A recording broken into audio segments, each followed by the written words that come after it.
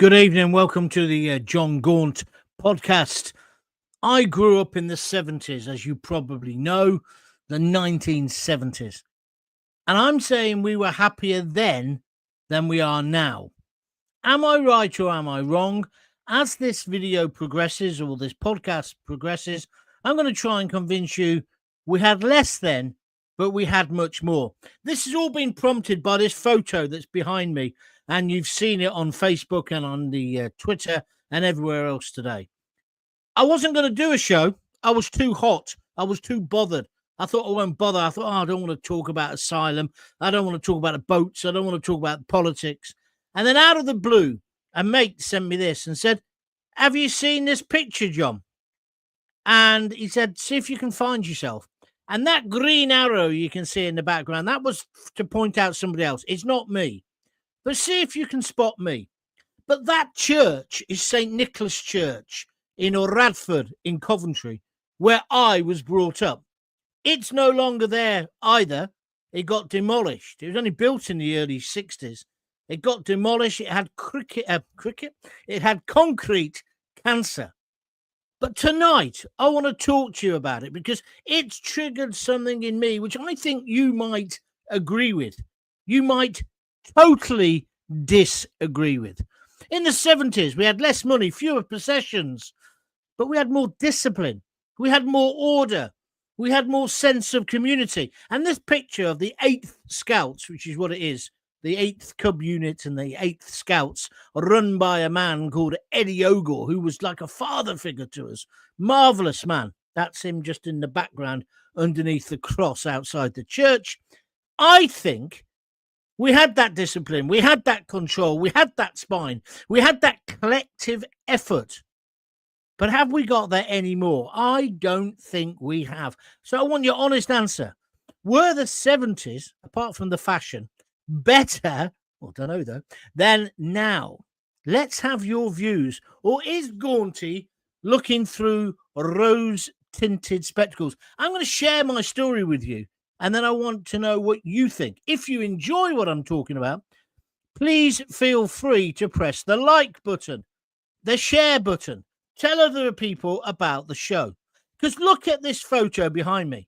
That's me in 1971 or 72 outside the church in Coventry, St. Nicholas. As I say, only in the past few months it's been demolished.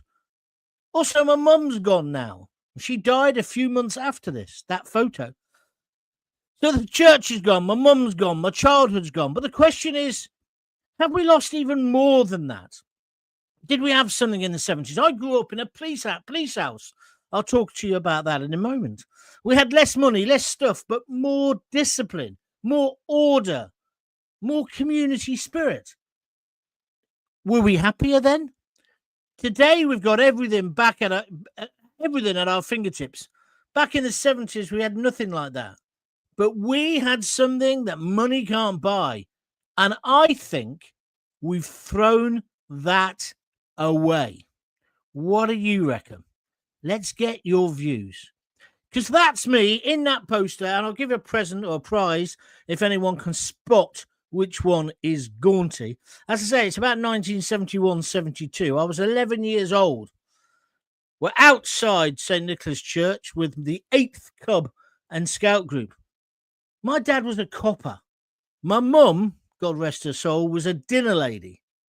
And just a few months after this picture taken, my whole life was turned upside down because she died of a brain hemorrhage at Christmas. She was gone, and of course, she never came back. We were really part of the community. There were 4 police houses in Bulwer Road, just like normal council houses, but they were owned by the police. And we lived in one of them. And because we were there, and my dad did the beat locally around Jubilee Crescent. This will mean nothing unless you're from Coventry. But he used to do the beat round there when they actually had a TARDIS, a police box. Everybody knew me dad. And they knew Dave Keylock next door. And they knew the Johnsons who lived next door but one. So we were part of this community. But it was a working class community and there wasn't much dosh around. The church we went to because we had to go there on St. George's Day and we went for assemblies and the rest of it. My mum and dad, about a year before she died, started going to church. They got quite into it. I don't know why, but then, as I say, she passed away. I can't help that looking at this photo, and I say this church is now gone. They're going to build flats on it, I understand. I can't help but think, were we not happier back then? Of course, we didn't have much money. Nobody in Radford had money. But there were rules. And we had a belonging. We had each other. You go to that area now, it's a right shithole, right? It's like the United Nations, all the different people living there. Lots of different people, but I don't detect a sense of community. You might want to tell me different if you live in Radford. Now we've got more than any of us could have dreamt of in the 60s or the 70s, except the thing that most mattered. And I think that's community. Because back then, life was pretty simple. We only had 3 TV channels. I can remember when we only had 2. There was no bloody internet. And if you wanted to talk to one of your mates, you went round and knocked on their front door. We played outside on Radford Common. Football, jumpers for goalposts. We played there until it got dark or until our mums came and screamed across the Radford Road, "Get in!" But everyone knew everyone. The neighbours, the shopkeepers, even the local bobby. And when I saw this picture today, it reminded me of something that I saw this morning. I was outside the local cafe where I go, down here in, well, I better not say where it is. And outside this new hairdresser's, there was an empty can of Coke and an empty bottle of something. I can't remember what it was, right? Just sitting outside. The shop had just opened. And I thought, well, when I was growing up, everybody basically swept up outside their front of their shop. Is this rose-tinted spectacles? Tell me if you think it is. I don't think it is. I think everybody looked after their backyard and their front yard and their shop fronts. And so I saw these bottles and I was going to pick them up. And I didn't. But when I came back later, I saw a little old lady walk past and the bottle and the can was still there. I saw the lady bend over and pick them up and walk off with them. She was obviously going to put them in the bin. I felt ashamed because I should have done that. But then again, the people who run the hairdressers, why didn't they have pride in where they are? I don't know whether you're with me on this, but I hate the way that working class areas now have shutters on all the shops. Where I live, even the opticians is shuttered up. It's horrid, isn't it? It's like living in downtown Beirut. Where is our sense of community? And there's been this dreadful story, although there's more to come out, obviously, today, about the 2 boys and a girl at that seaside resort allegedly murdering this man. As I say, there's more to that story, but we've had horrific things over the past few years happening. And I don't know, I just wonder, is it because we've lost sense of community? When my dad was on the beat, we ran away, even me, and it was my dad. When the coppers came round, if we were doing something we shouldn't have been doing, and the shopkeepers would say to my dad or Dave Keylock or Andy Johnson's old man, you know, so-and-so down there, they're doing this. We didn't need bloody facial recognition cameras. We didn't need fancy titles like community policing. We had it because my dad and Dave, they lived in the community. They were part of it. Just like the local vicar, just like Eddie Ogle. I don't even know what he did for a job. I think he worked in a factory. He was the scout leader. And he was an amazing bloke. He gave me the opportunity to do things that I would never have done without him. He built the scout hut almost single-handedly and then got all our dads to help out and us kids as cubs and scouts. A man with a real community spirit, not getting paid. Did it because he was ex-army or whatever, and he thought it was the right thing to do. Have we lost that? Do you see where I'm coming from in this podcast? So I want your memories. I want your opinion. What have we lost in this idea of progress? We've got more tools of communication, but we communicate less, don't we? Money was tight. As I say, I grew up in this police house and we didn't go on fancy holidays. I mean, the fanciest we ever got was after a few years, we went to Cornwall to a bed and breakfast in a place called St. Column Major. And you wore your school uniform. You got in at night, you took it off, and you put on your old clothes to go out and play football. We didn't have replica football shirts. We certainly didn't have 3 or 4 different ones. But what we had, something which you cannot buy, we had time for each other and we belonged somewhere. I was a Radford kid. Other kids were from Canley, Earlsdon, wherever they came from. But we were proud of our area. And it wasn't just us. I mean, I was a proddy, so we went to the local Church of England for Sunday school. But then my mates, the Doyles, Tom and Alex and that lot, and Paul Kavanagh, they went to the Catholic church. And then they opened a new church and a new school up the road. But when we all went to junior school, we were the same. So it was Scouts, the churches, the local events. And I tell you what Sunday school did. And I'm not saying we need to bring it back, but what I'm saying is it gave you a spine. It gave you a moral code. And what people like Eddie Ogle did, he made sure you lived to that code. Not because he'd beat you up if you didn't do it. There was none of that. But he just showed you what discipline could bring you. And it was an unspoken thing. He led by example. I've met loads of people in later life who knew him like I knew him and said, he changed my life. I know his son, and his son's a grown-up bloke, just a couple of years younger than me. And his wife, she worked in the local doctor's surgery. She was the receptionist. She was part of the community. When the police started getting paid more, well after my mum died, my dad bought his own place. But up till then, we had never owned a house.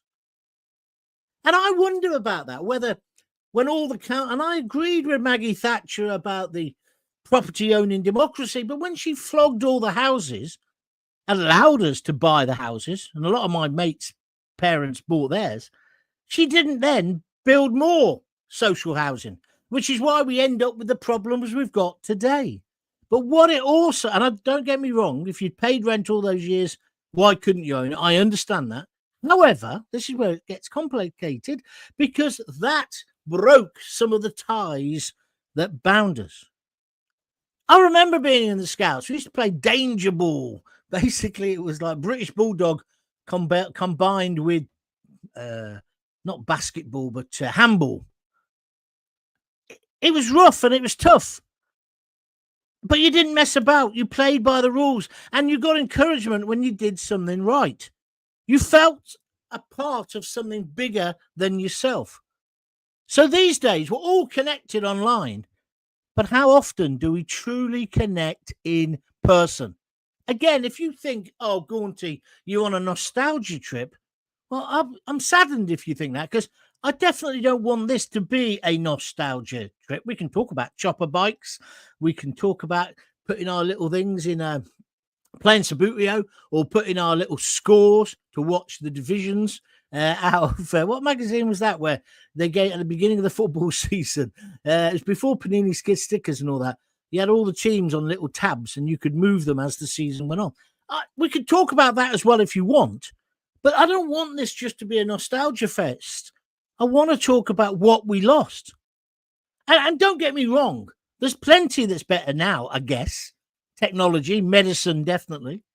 Opportunities for working class kids like you and I. I wrote here, you could order something today and have it on your doorstep tomorrow. Amazon's remarkable. But is it? Do we really need everything tomorrow? It's a bit like with all this controversy about the illegal immigrants working for Deliveroo. Do you really need some twat on a bike bringing you your lukewarm pizza with a balaclava on? I don't think you do. And like in those days, you went in and you went home for your tea. And your tea, your mum had cooked. And it was meat and 2 veg. Do you remember? It wasn't ping, the microwave. You know, in lots of ways. I mean, I've got a microwave. I've got an air fryer now. I never knew what one was till about 2 weeks ago. But do you really need it? Do you really need it? So we got all these conveniences. I often think about my mum. My mum was a dinner lady for so-called pin money, as it was, up until the day she died. She used to also clean the church. I remember she fell off the work surface and broke her arm, and she still went and cleaned the church. That's what she was like, because that was her duty, responsibility, whatever you want. She didn't get paid for doing it. She did it because it was her contribution to the community. And our kids today, including mine, have options and opportunities that you and I could only dream of when we were playing football on Radford Common. But sometimes I think we've swapped belonging for convenience. We've traded shared lives for purely individual ones. We've got much more stuff, but I'm not sure we've got more happiness.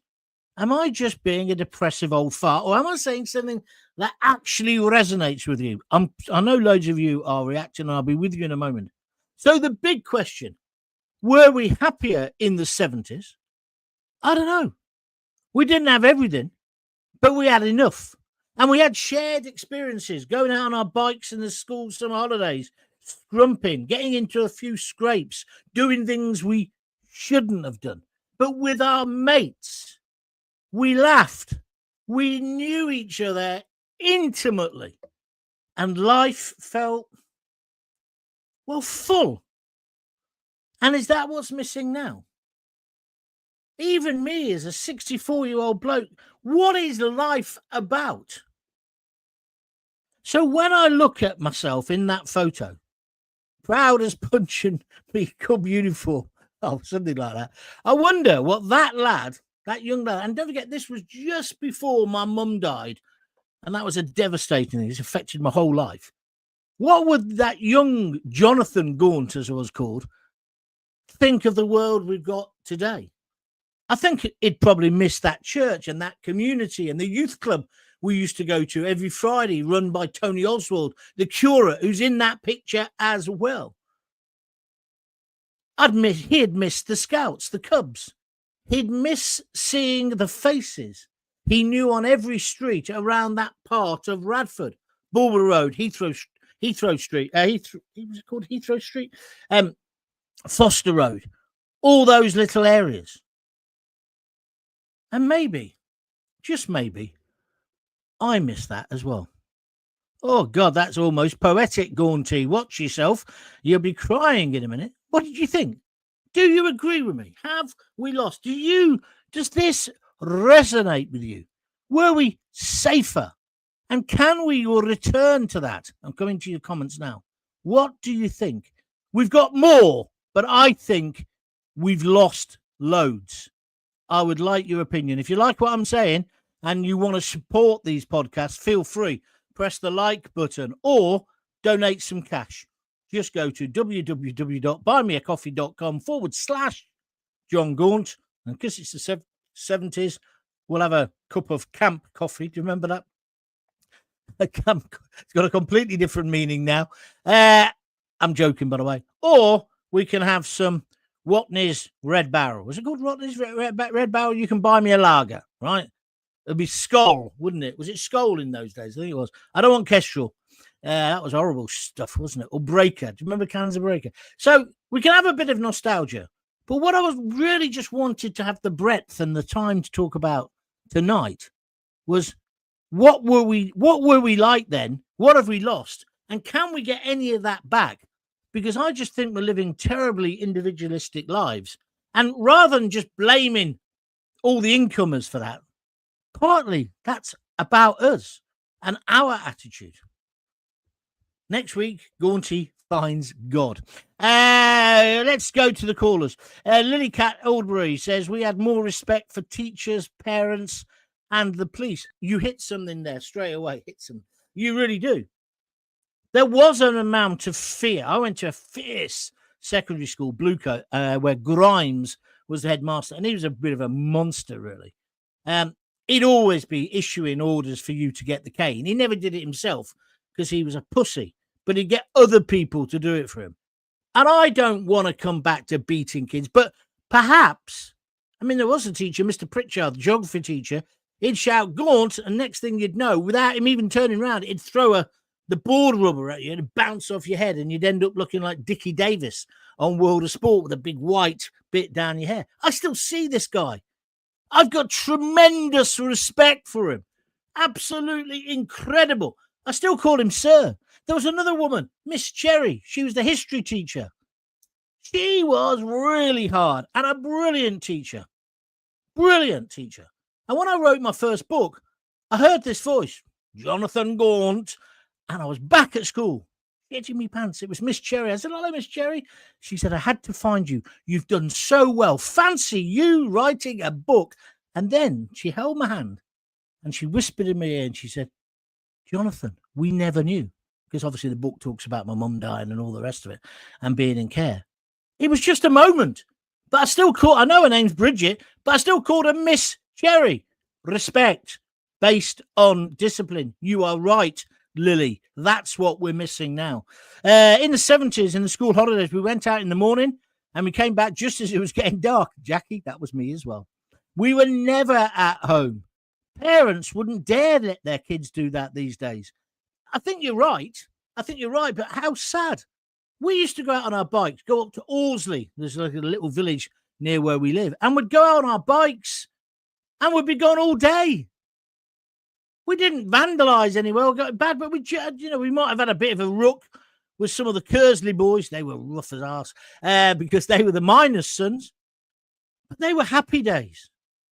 Playing football and the final score was 48-30 or whatever. That's what it was about.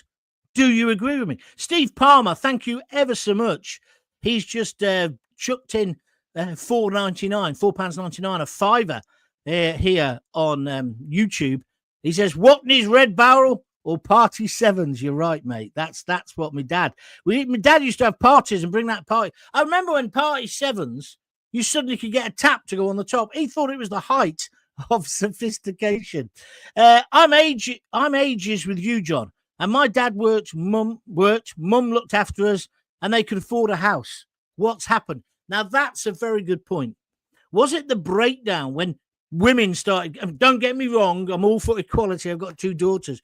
But was it when women had to start going to work or wanted to go to work and we wanted to buy our own places? Is that what broke it down? The fact that our mums weren't there? I mean, my mum was, as I say, the dinner lady. I don't mean she cooked the food. I mean, she walked around the playground of our junior school, Hill Farm. Everybody knew her. And all the kids used to hold a hand like in a big row. You know what I mean? And then we'd play, who wants a game of war? War. Who wants a game of war? No girls. They were different times. But it was community. Are you with me or against me? This is a good conversation already. Kim Thomas says, in the 80s, a boss asked me why people don't break into our houses in those days. And we were able to leave our front door open. Yeah, that sounds like a cliche, but you could. I replied, we also didn't have anything worth nicking in those days. No, but there was crime, but it wasn't like it is now. It just wasn't. It wasn't. I remember my dad, Roman, my friend, he was Polish, and his dad was a bit of a nutcase. He owned the chip shop across the road. And Roman would have to run over in his dressing gown and say, Jonathan, get your dad. It's all kicking off in the chippy. And we'd go over. Well, my dad would go over, stay there. He'd get Dave from next door. He'd get Andy Wilson's dad. And over they would go and they'd sort it out. And I mean, just sort it out. Calm him down or chuck the yobbos out. Now, if a bloke gets his cock out on the tube, the guys who wrestled him to the floor in front of children, this man did this, right? They're now going to be up on a charge. The loonies have taken over the asylum. It's true, isn't it? I don't know. What do you reckon? Where are we going next? Steve Harris says, evening, John. Evening, Steve. Oh, there's something good coming up in a minute. I now know 70s and 80s. 70s and 80s were the best time of our lives, but we didn't know it at the time. Lily, you're right. Going to MSC, it was a boutique in town. It was so trendy. when you got changed, you went through these kind of like Western bar doors to go into a room to try on your jumpers. I remember I got a star jumper, a yellow star jumper. Do you remember the star jumpers with a rib down? I was so fat, I look stupid.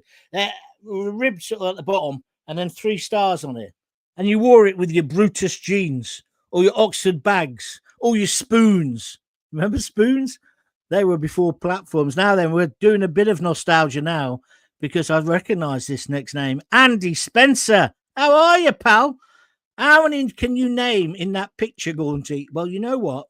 I've tried, and I couldn't really name any of them. I think Rich Keylock's there, and Paul Keylock. Gale is at the end. I can't remember what his first name is now, but I see him sometimes on the train. I apologise. Now, let me just tell you. I just told you about Eddie Ogle. Eddie Ogle was the scout leader. His wife worked in the doctor's receptionist, which used to be in Cheverell Avenue, and it moved then to Moseley. It was Andy Spencer's house. This guy who's just texted in. Andy was another Radford boy. He came from the other end of Radford. Some would say the posher end. Some would say not. And Andy was brilliant on bikes. We had this behind the bingo hall, which used to be a cinema. We had like what would you call it, Andy? A kind of trials track that we built ourselves, all of us, you know. We didn't have BMX bikes in those days. We had old bikes, and we just got bigger and bigger handles, so our arms were stretched. We spent all day there. There was the Wright brothers, the Wright twins, not the ones who invented aeroplanes. And it's from Coventry. They were from the bottom end of Radford. They were definitely from the raggy ass end of Radford. Their mum was dead religious. She was in the when I first got into Amdram, she was in it. She was a lovely lady. Community, and the Amdram was connected to the church as well. This was where all the connections came. And you couldn't, and Andy, you know this better than me. You get into trouble, they would all tell on you and grass you up. Remember that, Andy? We used to go to church at Christmas and Easter, etc., says Kim Thomas. I used to go every single week, mate. Nice to see so many of us 70s kids still going, says Steve Palmer. Steve, thank you for your contribution of a £5. It really is appreciated. Kim Thomas, Dad used to play the spoons and sing and dance with us. Yeah, well, fair enough. Graham Hatton says there was a certain innocence about going for a bike ride with your mates. Out all day with a bag full of jam butties and then home before sundown. See, you were doing, I don't know where you're from, Graham. You were doing the same as us. I was just thinking there about Andy. Andy's now, I see him on Facebook. He's mad for motorcycles. He's got his own motorcycle shop, I think. But he was like always taking bikes to bits and then putting them back together again. They were happy days. They were simple days. You didn't need a BMX or whatever it is they ride now. I don't know. Bit of nostalgia there. Out all day with a bag full of jam butchers, then home before sundown. There was a bond between friends and neighbours. And that is alien to us today. I think that's a really good point you're making, Graham. Many people don't know who their neighbours are. Often you can't talk to your neighbour because they speak a different language. But you understand what I'm saying now. Everybody knew everybody. We had the Radford Common, where we used to play football, but opposite it was a load of waste ground, and there was a bloke who lived there, and he was called Burglar Bill. I don't know if he was a burglar. He obviously had some kind of checkered past, but he had a small holding on this land, and we used to try and get on it, and then you get into trouble, and then somebody would tell my mum. And my mum would then tell, my dad, and my dad then would tell whoever. So you couldn't get away with anything. But it was all part of being mischievous and part of just a community. Everyone backing each other up. Now we have this thing, oh, you can't grass. We're like a perverted EastEnders storyline, aren't we? Have you seen that recently where it's all about abortion? I'm uncomfortable with it. I'm deeply uncomfortable with that. Being on at 7:30 if I had kids. Although the mother-in-law was watching it with her last night and she said, well, you have to know the whole picture, John. No, she's not very well. And for her to say that, I thought that was quite interesting. But I'm not sure we need, she often says to me, how long is this going to go on for? I said, finishes at 8. No, she said the whole bloody series. Surely it's got to end soon. All they do is moan. I thought, shh, that's how I make me living. Craig Gurka, are you fifth in from the left row, or is it Brian Cox? No, I'm not in the front row. And ignore that arrow. That's the guy who sent me the picture. He didn't know why the arrow was on there. No, that's not me. That's not me. I'm a bit further back. I'll tell you by the end of the show if you don't guess it. It'd be hard because, I mean, I'm a good-looking bloke then, now, but bloody hell, I was a good-looking kid. Denise Deacon says, I was born in 66, so I had my childhood in the 70s. I remember it being happy and it was simpler times. I feel sorry for my grandchildren growing up now. Thanks, Denise. That's a nice little comment. Do you remember when cartoons came on? Tom and Jerry. It was like once in a blue moon when there was a transmission problem. There wasn't whole bloody channels of cartoons.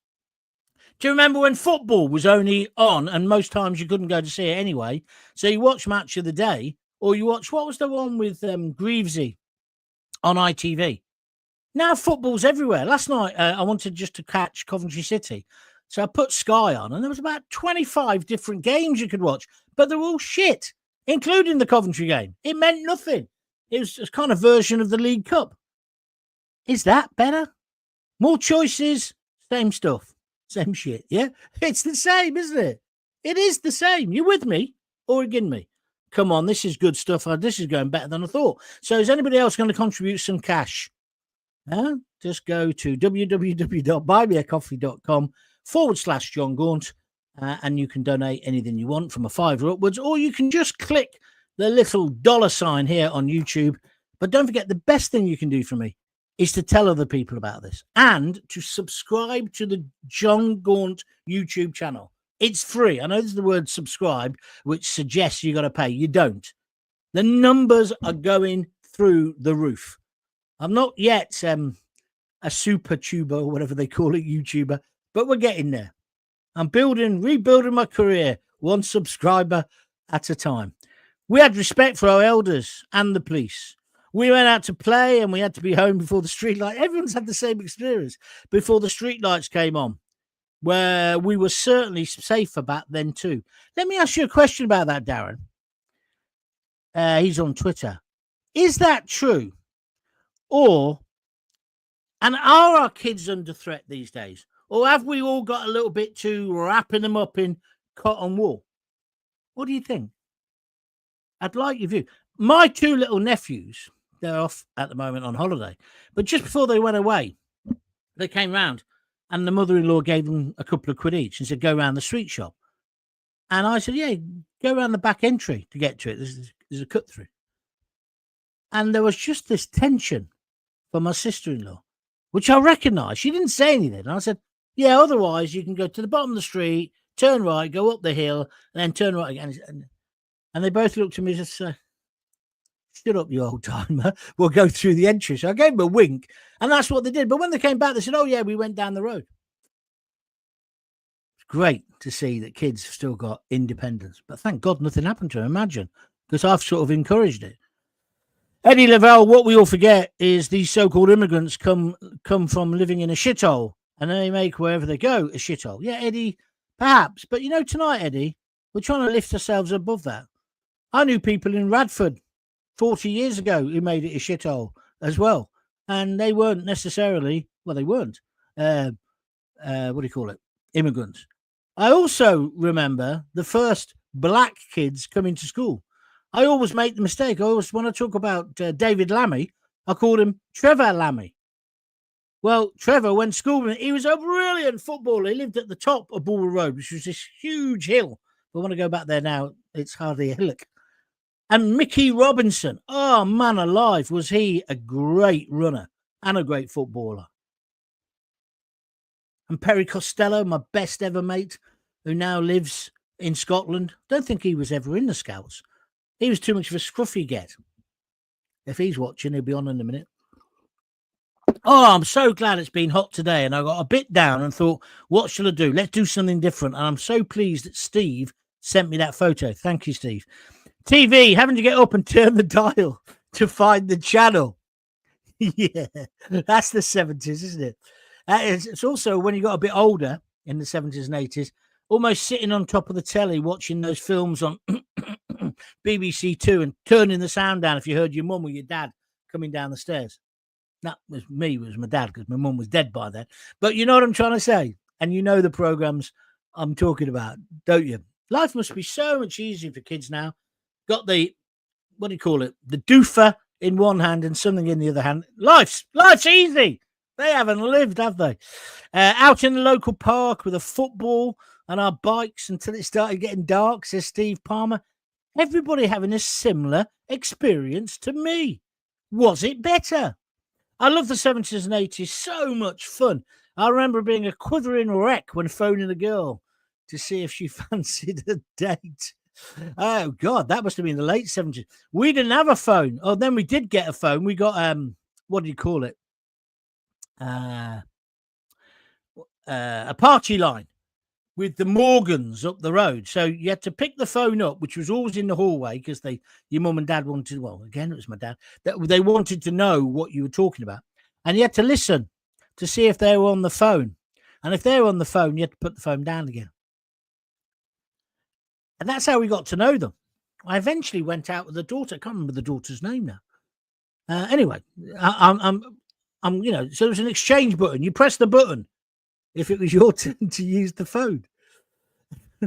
Happy days, yeah. Whereas kids now have got a computer in their hand. It's not doing them any good, is it? Go upstairs, you don't know what they're looking at, what they're watching, all the rest of it. Millions of ways of communicating, but there's much more hate in the world. I think maybe I'm being a bit nostalgic. We used to get money for bottles in those days. Oh, yeah, taking them back to the shop. I remember that. Darren has reposted the stream. Well done, Darren. Thank you very much indeed. So now the UK has sunk into the abyss. What's the solution? The elites were robbing the nation. Well, I'll tell you the solution tomorrow, if that's all right, James, because tonight I don't really want to get into heavy politics. I wanted to talk about this picture. To me, that sums up what my childhood was. Church, not heavily religious, church, Cubs, Scouts, youth club, community, mates. And like you've seen tonight, Andy, I haven't spoken to him in ages. He must have been watching for weeks and weeks. He's a stalker. But he gets in touch and makes a joke. How many of those people can you name, John? That's what it's about, isn't it? Isn't that what it's about? When I was doing Simple as Fat, a guy called Tom Doyle got in touch. He lived down the street, next door to, well, 2 doors down from Paul Kavanagh. And he had a brother and sisters. I've subsequently followed him on Facebook. But his family were great because they were different to my family. His dad was Irish and he was a pigeon fancier. This is how I remember it. So they had pigeons. It's completely alien to me. But isn't it weird, the things you remember? Lily Cat says, everyone spends too much time on their phones. Youngsters don't know how to communicate and they spend too much time indoors by themselves. I agree entirely. I'll tell you something that's interesting. I was in the cafe yesterday. This huge bloke came in. Literally, it's like the sun had gone in, walked through the door. They're doing some roadworks at the bottom of the road, and he came in with a load of other lads. What made me really notice him was that this huge guy, you'd think he'd want a big mug of Builder's tea. He had a Perrier. And he sat there drinking his Perrier water. And again, I looked at these guys today, but they're all on their mobile phones. And they sat there for about 20 minutes, half an hour, eating whatever they're eating, bacon sarnies and stuff, but not talking. That's a shame, isn't it? There's something about that that's not right. MP Dubber, then Thatcher came to power and destroyed the UK. No, Dubber, you're an idiot. He didn't destroy. It's just, that's too binary. She did a lot of good. She restored a lot of national pride when we told the RGs, up yours, right? And a lot of our brave boys, working class kids from Radford and places, went to the Falklands. She did turn us into a property-owning democracy. That was a good thing. It wasn't a good thing that she didn't rebuild the social housing. I accept that. Try and see things in greyer rather than just in black and white. But you're probably, I bet you are not our age. I bet you're a youngster. MP Dubber. I don't know who he is. Anyway, thank you for your comments. Carl Eves. Evening, John. I grew up in the 70s and 80s. Looking back, they were great days. Spent a lot of time abroad as my dad was in the RAF. Yeah, my cousins were like that. They were all over the war, all over the war, all over the war zones, probably. They were all over the world, yeah, and especially Germany and places. Yeah, he was in the army. He was in the army. We used to love going on holiday because they're always living in a different place. Catterick or Pontefract, they lived in for a time. They went to Germany. We didn't get invited there. I don't know why, but we used to love going to those army camps. Fantastic. What about the Corona Pop Man? He was a real treat. Yeah, I love that. I love the school scenes in the film Kes with the sports teacher and the Ready Breck adverts. You mean Brian Glover? Do you want me to tell you a story about Brian Glover? Brian Glover, he plays, he calls himself Bobby Charlton, doesn't he? And there's that commentary. What a brilliant, brilliant film. I was really pleased the other week. I was at my daughter's at Rose's and I said, who's reading this? And they had the book, A Kestrel for a Knave, Barry Hines, the book. She said, I'm reading it. It's brilliant. Have you read it? I said, have I read it? I almost worn the bloody thing out because the book is as good as the film, if not better. Do you love that bit in the film when his brother kills the falcon and he goes, Judd, you've cut my bud, right? And he goes and gets him in the toilets of the club or the school, I think it is. Brilliant. But Brian Glover, let me tell you about Brian Glover. I wrote a play called Hooligans about football when I was just at the beginning of university, I think. Anyway, no, it was after university when I had my theatre company. Anyway, he won these awards and all the rest of it. And it got picked up by Yorkshire Telly. I'm not bragging. I'm just telling you what happened. And so they made it. They did an experimental series of 6 new plays, and mine was one of them. The other woman who was part of it was the woman who went on to actually become a great writer. Well, there was 2. There was Kay Mellor, who's written all those women's things. I can't remember what they're called. Great things, all set in Yorkshire. And the other one was Sally Wainwright, I think her name was. And she's written loads of stuff. Me, I pissed it all up the wall, as I told you before. However, they put Hooligans on the telly, right? They filmed it for the telly. And then they got Brian Glover to introduce it. And in the thing, there was a little guy, a mate of mine called Nipper, he was a brilliant actor in this part. He plays like the little skinhead in it. And Brian Glover goes, now this play here, he says, that I'm introducing Hooligans by Jon Gaunt. It's bloody brilliant. It's what he said on Yorkshire Telly. And he said, and if I was younger, I want to play the skinhead. He's fantastic. And then it goes into the film. Brian Glover liked my play. Unless you really know your 60s and 70s. That's a bit like Tom Courtenay saying, come and talk to me about the loneliness of the long distance runner. I love all of those films. But Brian Glover. Yeah. Anyway, there you go. He's in the Ready Break adverts. When I see them, I could cry with nostalgia, says Carl Eves. Thank you, Carl. Blimey, I'm going to talk about these things more. It's absolutely inundated. I'm going to have to stop in a minute. There isn't much sense of community nowadays, says Steve Palmer. I try to keep it going, talking to my neighbours and keeping an eye out for any problems. It's just basic good manners. You're right. I always say hello to people when I'm walking down the hill to the cafe, and some people look at you and say, who are you? Or as if you're a pervert. I think that's what you should do. We all look like rag-ass rovers. You're absolutely right. Steve Harris, the same, says Carl. I don't know what that's about. They're talking to each other. We've lost our culture, says Sharon. Our communities. And I remember feeling safe as a child. Now it's hard to find a church open. Kids don't do assemblies at schools. Okay, whereas I, as a child, loved the prayers and feeling like I belonged. Sharon, thank you. I love your sheer honesty. You're right. Because going to Sunday school, it gave you a spine. You didn't have to come out as a God botherer or anything, but it just made you have a moral code. And that was backed up by being in the Cubs or the Scouts or going to the youth club. Kids have lost that. I really do think we've lost this sense of community. Yeah? Maybe I'm wrong. Niven Casey, thank God you're here, Niven. I enjoyed your emails today, by the way. Don't forget, if you ever want to email in, quite a lot of people do, it's john@jongaunt.com. I try sometimes to answer them when I do my next show. Sometimes I answer directly to you. Other times I just can't because there's too many. But thank you for doing it. It really makes me feel appreciated. And Niven sent me some brilliant emails today. Shoot or Goal Monthly. Yeah, it was Shoot, wasn't it? Where you got the cardboard things for the little tabs for the football at the beginning. We didn't need Panini stickers, although I remember the first year they came out for the World Cup. I never got El Salvador. I remember when a girl had a chopper and it was a new bike.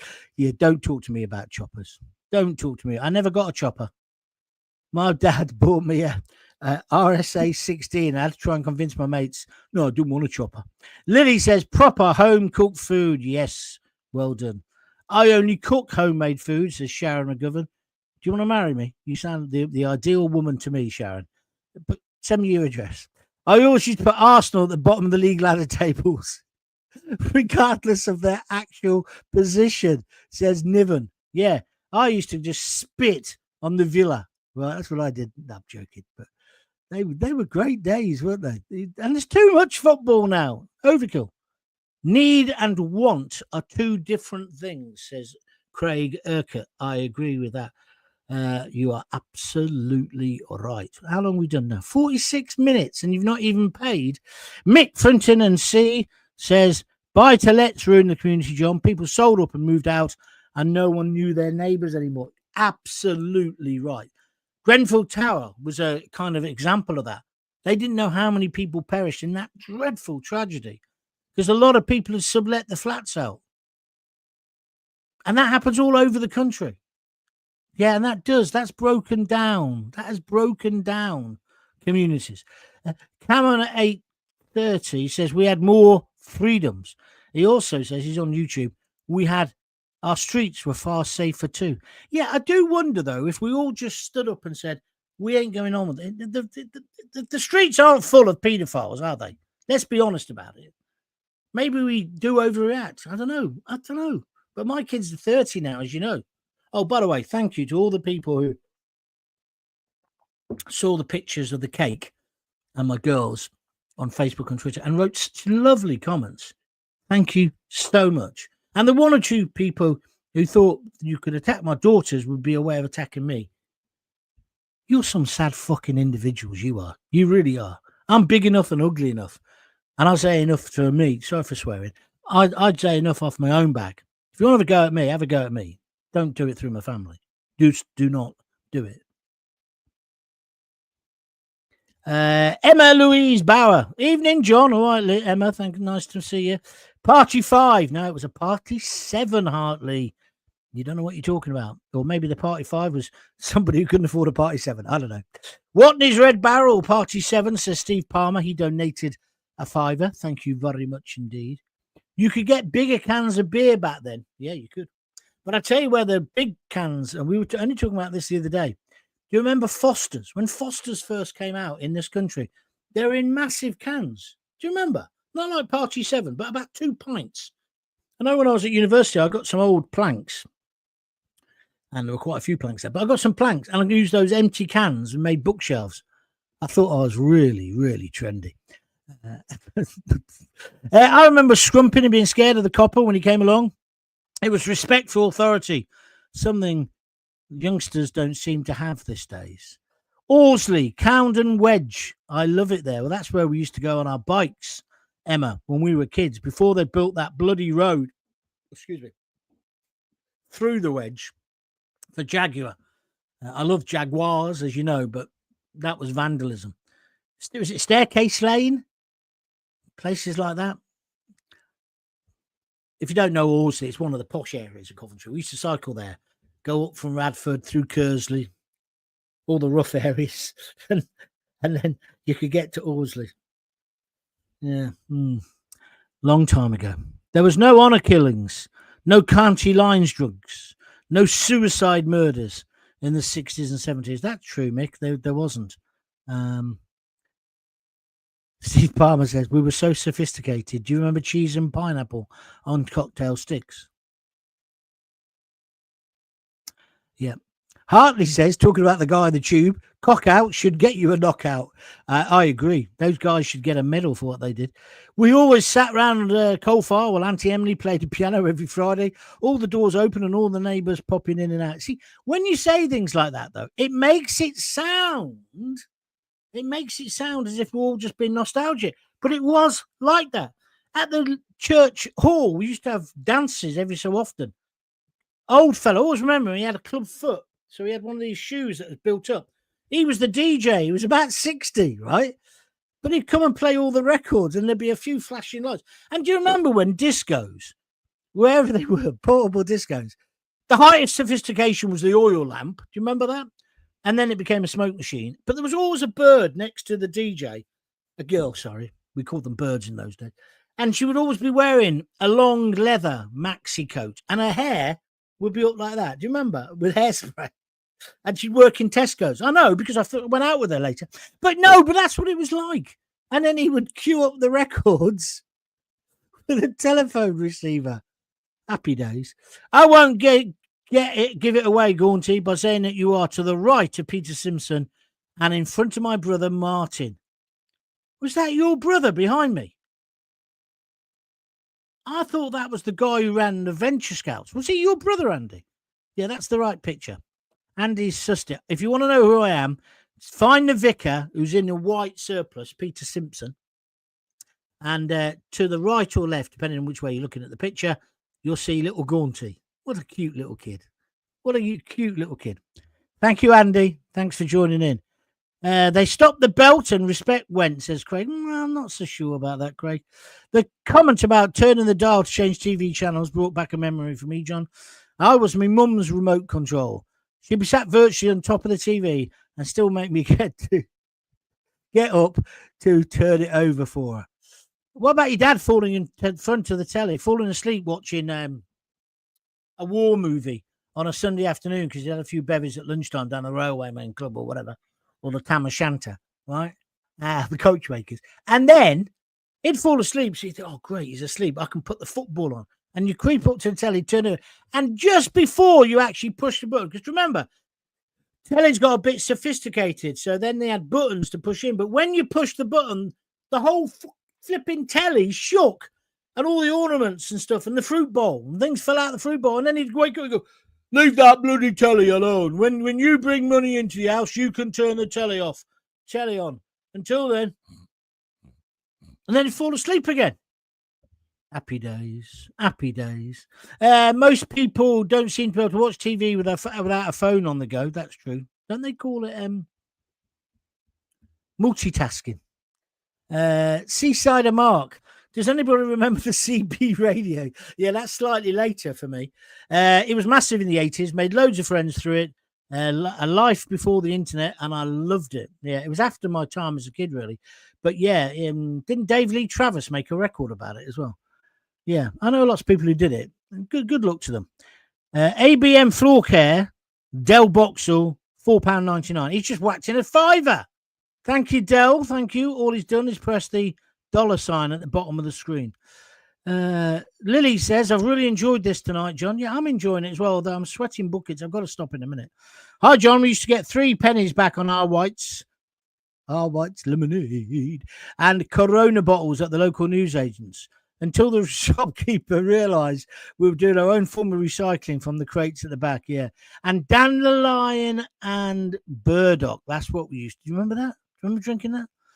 ABM says there were bigger tins of Quality Street then. There certainly was. I used to live in Horsley Village when I was a kid, says Emma. You were one of the posh girls. You were one of the posh girls who were probably trying to chat up. I know you're too young for me, but you know what I'm saying, Emma. I remember getting the post delivered 2 times every morning. Now, Del, you're making that up. That never happened, but thank you. Well, I never thought that would go as well as it did. I just thought, let's do something different. Let's just talk about, you know, when I used to be on the radio, I used to go, oh, light and shade, light and shade. You do a serious subject, then a funny subject. But with these things, you have to be more or less on one subject for the time. And I just needed to do something different. And just completely out of the blue, I'll tell you who it was. It was a guy called Steve Ogle. His dad was Eddie Ogle. He was the scout leader. He found this photo. Somebody sent him this photo. And so he sent it on to me. Well, Didn't send it on. He put it on private message on Facebook. You know, like you do. You don't send anything anymore, do you?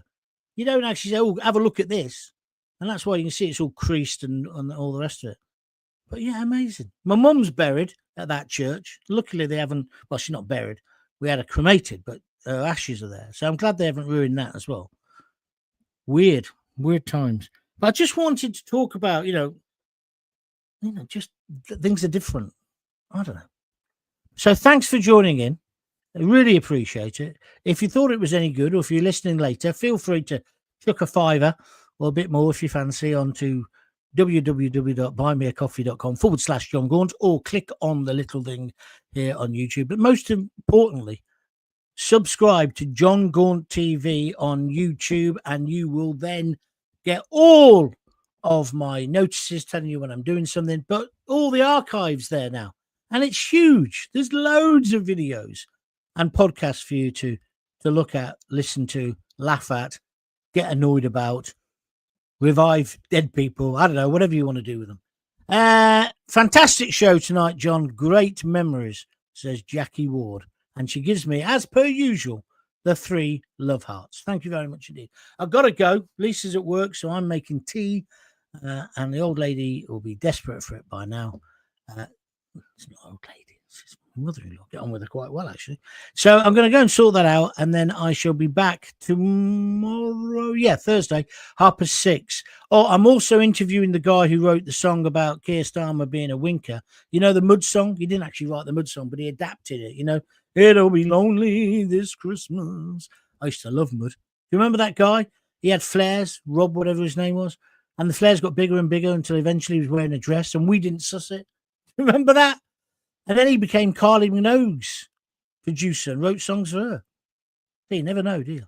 You never know. Thanks for joining in. Hope you enjoyed it. Andy Spencer says, I enjoyed that, mate. Yeah, what we should do, Andy, is an X-rated version of it. I think you'd star in that, wouldn't you? Anyway, lovely hearing from you, mate. Great times. Great times. Right, back tomorrow, 6:30. If you get bored, have a look at my YouTube channel, subscribe to it, etc., etc. And thanks for, you've cheered me up. I've really enjoyed tonight. So if I've enjoyed it, you've probably enjoyed it as well. And Del Bloxall, one of my oldest listeners, says, cheers, John. Cheers, Del, and thanks for your contribution. Right, I'm off. See you. That's my phone. I'm off. I'll see you later. Until we meet again, if you've got kids, give them a kiss, give them a hug. It's my daughter, it's Rosie. Until then, make sure you give them a hug and tell them you love them. See ya.